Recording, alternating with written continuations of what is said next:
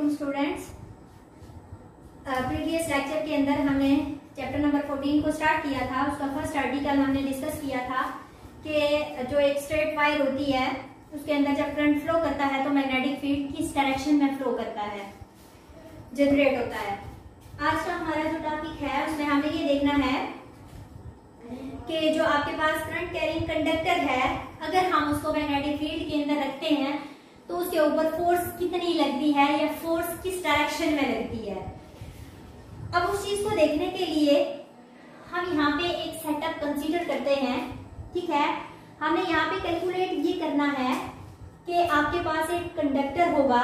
ठीक है, उसको जब आप क्या करते हैं बैटरी के साथ कनेक्ट करेंगे और एक्सटर्नल मैग्नेटिक फील्ड के अंदर रखते हैं तो आपके पास एक इंटरनल मैग्नेटिक फील्ड भी होगा। ठीक है, जो उस कंडक्टर की वजह से आएगा, कंडक्टर के अंदर करंट के फ्लो करने की वजह से आएगा, और एक एक्सटर्नल मैग्नेटिक फील्ड है। जब दोनों आपस में इंटरेक्ट करेंगे तो इंटरेक्ट करने की वजह से वो जो कंडक्टर होगा उसके ऊपर एक खास डायरेक्शन के अंदर जो है वो फोर्स एक्ट करेगी, जिसे हम मैग्नेटिक फोर्स का नाम दे देंगे। तो वो फोर्स हमने कैलकुलेट करनी है। उसको कैलकुलेट करने के लिए हम फिगर ड्रा करेंगे। ठीक है, उसने ये कहा कि आप कॉपर के दो रेल्स लेते हैं। ठीक है, ये दो कॉपर की रेल्स हैं। ठीक है, रेलिंग्स हैं। आप इसके ऊपर क्या करते हैं, आप इस कंडक्टर को प्लेस करवा देते हैं। प्लेस करवाने के बाद उसने ये कहा कि इन कॉपर रेल्स को आप क्या करेंगे, बैटरी के साथ कनेक्ट कर देंगे। जब आप इसको बैटरी के साथ कनेक्ट करते हैं तो आपके पास ये क्या बन जाएगा, क्लोज लूप। आपने ये नहीं समझना कि यहाँ से जो सर्किट है वो ओपन है। ये आपके पास बैटरी है, एक पॉजिटिव टर्मिनल एक नेगेटिव टर्मिनल। ठीक है, तो आप ये कहेंगे कि आपके पास ये कॉपर रेल्स थी। ठीक है, और आपके पास ये एक क्लोज लूप बन गया है जिसके अंदर करंट क्या करेगा, फ्लो करेगा। ठीक है, अब इसके बाद देखें, आप ये कहते हैं कि आपके पास जो टोटल लेंथ है इस रॉड की वो क्या है, L है। और हम ये कहेंगे कि हमने इस जो रॉड है, ठीक है, इसको प्लेस करवाया है मैग्नेटिक फील्ड के अंदर। अब ये बात आपने याद रखनी है कि जो आपके पास कंडक्टर है, ठीक है, उसके परपेंडिकुलर आपने क्या करना है, मैग्नेटिक फील्ड को लेना है। यानी मैग्नेटिक फील्ड जो होगा वो आपके पास क्या होगा, इस डायरेक्शन में। मैग्नेटिक फील्ड की जो डायरेक्शन होती है वो आपके पास होती है फ्रॉम नॉर्थ टू साउथ। अच्छा, अब इसके अंदर हमारे पास एक करंट फ्लो करेगा। हम ये कहते हैं इस डायरेक्शन में आपके पास जो है वो करंट फ्लो कर रहा है। ठीक है, अब जब करंट फ्लो करेगा, जब हम इस बैटरी को इसके साथ कॉपर रेल्स के साथ कनेक्ट करते हैं, रॉड भी आपके पास कॉपर का है, ये भी आपके पास कॉपर के हैं, तो ये कंडक्टर हुए। ठीक है, जब हम इसको क्या करेंगे, कनेक्ट कर देंगे बैटरी के साथ, तो बैटरी के साथ कनेक्ट करने से इसके अंदर क्या करेगा, एक करंट फ्लो करेगा। अब जब करंट इसके अंदर फ्लो करेगा तो फ्लो करने की वजह से आपके पास ये जो रॉड होगा ये एक थरथराहट फील करेगा। ठीक है, ये क्या करेगा, इन रेल्स के ऊपर क्या करेगा, मूव करना स्टार्ट कर देगा। मूव किस वजह से उसने किया कि ये जो एक्सटर्नल मैग्नेटिक फील्ड है, ठीक है, इसकी वजह से और जो इस रॉड के अंदर से गुजरने वाला करंट है उसकी वजह से एक मैग्नेटिक फील्ड जनरेट होगा। ये दोनों मैग्नेटिक फील्ड जब आपस में इंटरेक्ट करते हैं तो इंटरेक्ट करने की वजह से उन कॉपर रेल्स के ऊपर आपके पास क्या होगा, यू रॉड जो है वो मूव करना, स्लाइड करना स्टार्ट कर देगा। अब अगर आप बैटरी की पोलैरिटी को चेंज करते हैं नेगेटिव से पॉजिटिव की तरफ, तो आप कंसीडर करते हैं पहले आपके पास करंट की डायरेक्शन ये है, ठीक है, क्लॉकवाइज है, तो आपके पास ये जो कॉपर रॉड है मूव करेगा टुवर्ड्स द राइट साइड। लेकिन जब आप इसकी बैटरी को पोलैरिटी को चेंज करेंगे तो आपके पास फिर इसके ऊपर जो पुशिंग फोर्स होगी या पुलिंग फोर्स होगी वो किस डायरेक्शन में लगेगी, लेफ्ट साइड पे लगेगी। ठीक है, और वो इस तरह से आएगा। ठीक है, अब हम कैलकुलेट करना चाहते हैं कि वो फोर्स आपके पास किसके इक्वल है। तो हम यहाँ पे ये देखते हैं कि हमारे पास इस रॉड के ऊपर लगने वाली वो जो फोर्स है वो डिपेंड कर रही है किन चीजों के ऊपर। नंबर 1, वो डिपेंड कर रही है इसके अंदर फ्लो करने वाले करंट के ऊपर। ठीक है, तो हम उसको मैथमेटिकली यूं लिख सकते हैं, F is directly proportional to current. इसका मतलब ये हुआ कि जितना करंट यहाँ पे फ्लो करेगा उतनी ही तेजी के साथ इन रेल्स के ऊपर ये रॉड भी क्या करेगा, मूव करेगा। ठीक है, अब इसके बाद देखें सेकंड फैक्टर इसके ऊपर क्या डिपेंड करता है, लेंथ। रॉड जितना लंबा होगा उसके अंदर फ्री इलेक्ट्रॉन उतने में ही ज्यादा होंगे, उसके अंदर उतना ही ज्यादा करंट फ्लो करेगा, तो उसकी मूवमेंट भी आपके पास क्या होगी, ज्यादा होगी।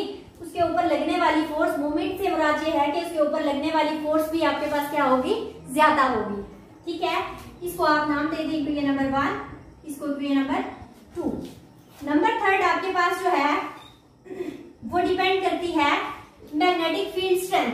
ठीक है, अब मैग्नेटिक फील्ड जो एक्सटर्नल हमने अप्लाई किया हुआ है, हमने ये कहा था कि कंडक्टर की जो लेंथ है उसके परपेंडिकुलर है, तो आप ये कहेंगे कि मैग्नेटिक फील्ड को जितना स्ट्रांग करेंगे, ठीक है, जितना ज्यादा मैग्नेटिक फील्ड आप देंगे उतनी ही ज्यादा उस कंडक्टर के ऊपर क्या होगी, फोर्स एक्ट करेगी। ठीक है, ये आपके पास आ जाती है थर्ड इक्वेशन। नेक्स्ट आप ये देखते हैं कि आपके पास यहाँ पे एंगल भी है, यानी फोर्स जो है वो डायरेक्टली प्रोपोर्शनल किसके आएगी, साइन अल्फा के। अब अल्फा क्या है, जो मैग्नेटिक फील्ड आपने लिया हुआ है, ठीक है, और कंडक्टर दोनों के दरमियान वाला एंगल है। ठीक है, अब उसने ये कहा कि ये फॉलो करेगा कि अगर आपके पास फोर्स 0 है तो रॉड जो है, अब देखिए ये फोर्स आपके पास बिल्कुल 0 कब हो जाएगी, जब रॉड को आप पैरेलल रखेंगे मैग्नेटिक फील्ड के। लेकिन अगर आप रॉड को इसके परपेंडिकुलर रखते हैं तो फिर आपके पास फोर्स मैक्सिमम आएगी। तो आप ये लिख सकते हैं कि F is directly proportional to sine alpha. अब अगर हम इन सारी इक्वेशंस को कंबाइन करें तो कंबाइन करते हुए हमारे पास जो फोर्स इस रॉड के ऊपर लग रही है वो कितनी आ जाएगी। रॉड का मतलब ये हुआ कि रॉड मूव किस वजह से कर रहा है, रॉड के अंदर है चार्जेस। तो हम ये कह सकते हैं कि वो जो फोर्स लग रही है वो कहाँ लग रही है, उस रॉड के अंदर पड़े हुए चार्जेस के ऊपर लग रही है। ठीक है, तो हम ये कहेंगे कि वो जो चार्जेस के ऊपर फोर्स लग रही है वो किसके बराबर आ जाएगी, ILB साइन ऑफ अल्फा। अब देखिए आप इस प्रोपोर्शनलिटी साइन को अगर खत्म करें तो हम क्या करते हैं, यहाँ पे एक कांस्टेंट का यूज करते हैं, तो वो हम यूज करेंगे F is equal to KILB sine of alpha. अब अगर हम K की वैल्यू देखें तो हम यहाँ ये लिखते हैं कि sign of proportionality SI units के अंदर जब हम K को यूज करते हैं तो वो क्या लिखेंगे, K इज इक्वल टू 1। तो आपके पास फोर्स क्या आ जाएगी, ILB साइन ऑफ अल्फा। अब देखिए अगर हम एंगल्स की बात करें तो यहाँ हम मैग्नेटिक फील्ड और करंट दोनों की डायरेक्शन की बात कर रहे थे कि दोनों आपस में क्या होंगी, परपेंडिकुलर होंगी, लेंथ और मैग्नेटिक फील्ड। अगर परपेंडिकुलर होंगी तो साइन आपके पास क्या आएगा, 90 डिग्री। साइन 90 आपके पास क्या होता है, 1 के बराबर होता है। लेकिन अगर पैरेलल होगी तो फिर आपके पास ये फोर्स क्या होगी, उस चार्ज के ऊपर 0 होगी। तो हम यहाँ कंसीडर ही यही करते हैं कि जो हमने कंडक्टर लिया था उसको जब हमने मैग्नेटिक फील्ड के अंदर रखा तो परपेंडिकुलरली रखा। जब परपेंडिकुलर रखा तो आपके पास मैक्सिमम फोर्स आ गई F is equal to ILB। अब यहाँ से हमने क्या कैलकुलेट करना है, हम यहाँ ये देखते हैं कि B हमारे पास क्या है, इसे हम नाम देते हैं मैग्नेटिक इंडक्शन का। ठीक है, ये जो हमारे पास B है, इस B को हम नाम दे देते हैं मैग्नेटिक इंडक्शन या फिर मैग्नेटिक फील्ड स्ट्रेंथ का नाम देते हैं।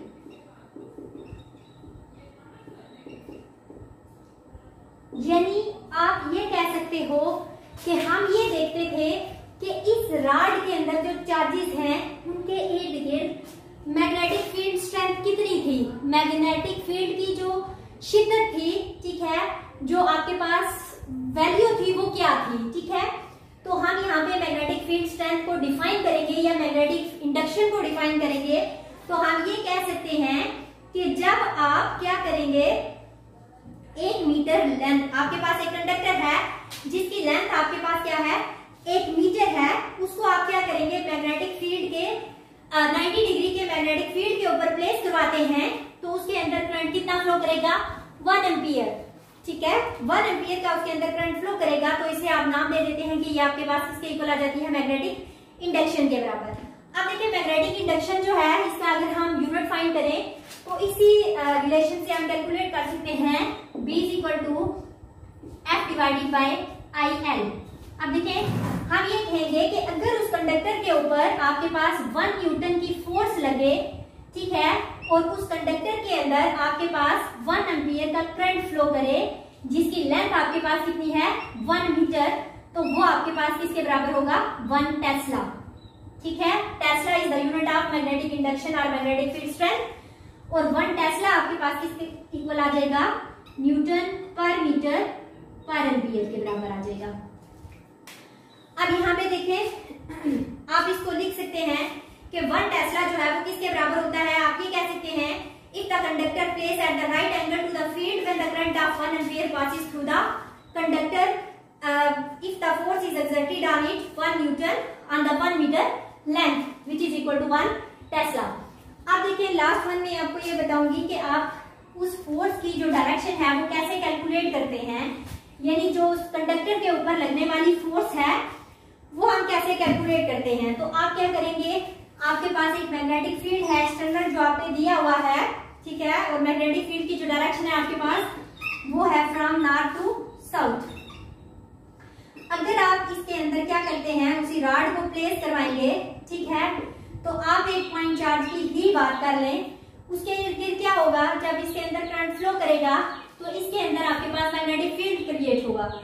मैग्नेटिक फील्ड जब जनरेट होता है तो हमने फर्स्ट टॉपिक के अंदर ये देखा था कि वो सर्कुलर फॉर्म के अंदर फ्लो करेगा। ठीक है, तो आप ये कहेंगे कि मैग्नेटिक फील्ड लाइंस जो होंगी वो आपके पास कैसे ट्रेवल करेंगी, वो ट्रेवल करेंगी एंटी क्लॉकवाइज डायरेक्शन के अंदर। ठीक है, यहाँ मैग्नेटिक फील्ड की डायरेक्शन ये होगी और इधर वो अपवर्ड डायरेक्शन में जाएगा।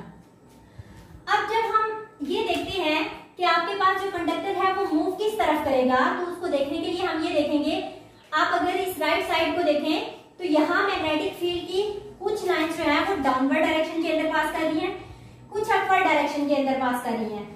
तो ये दोनों क्या करेंगी, एक दूसरे के इफेक्ट को कैंसिल कर देंगी। ठीक है, लेकिन जब आप लेफ्ट साइड पे आए तो लेफ्ट साइड में जब आप देखेंगे तो मैग्नेटिक फील्ड लाइंस की डायरेक्शन आपस में क्या है, सेम है, यानी यहाँ पे ये एक दूसरे के इफेक्ट को क्या कर रहे हैं, रीइंफोर्स कर रहे हैं, एक दूसरे को स्ट्रॉन्ग कर रहे हैं। तो आपके पास मैग्नेटिक फील्ड स्ट्रेंथ जो होगी वो यहाँ पे क्या होगी, स्ट्रॉन्ग होगी, और यहाँ पे मैग्नेटिक फील्ड स्ट्रेंथ क्या होगा, वीक होगा। तो आपके पास जो मैग्नेटिक फील्ड यानी उन चार्जेस के ऊपर लगने वाली जो फोर्स होगी उसकी डायरेक्शन क्या होगी, फ्रॉम स्ट्रॉन्ग टू वीक। तो आप ये कहेंगे कि आपके पास उन कॉपर रेल्स के ऊपर जो रॉड था, जब उसके अंदर करंट ने फ्लो किया तो दोनों मैग्नेटिक फील्ड के इफेक्ट की वजह से ये जो आपके पास कंडक्टर था वो टूवर्ड्स था राइट क्यों मूव कर रहा है, क्योंकि यहाँ मैग्नेटिक फील्ड उसका क्या होगा, स्ट्रॉन्ग, और यहाँ मैग्नेटिक फील्ड उसका क्या होगा, वीक होगा। तो इस तरह से आप उस मैग्नेटिक फील्ड को, फोर्स को जो है, इसकी डायरेक्शन को आप कैलकुलेट भी कर सकते हैं। हमारा आज का टॉपिक इतना ही था। ठीक है, अल्लाह हाफिज।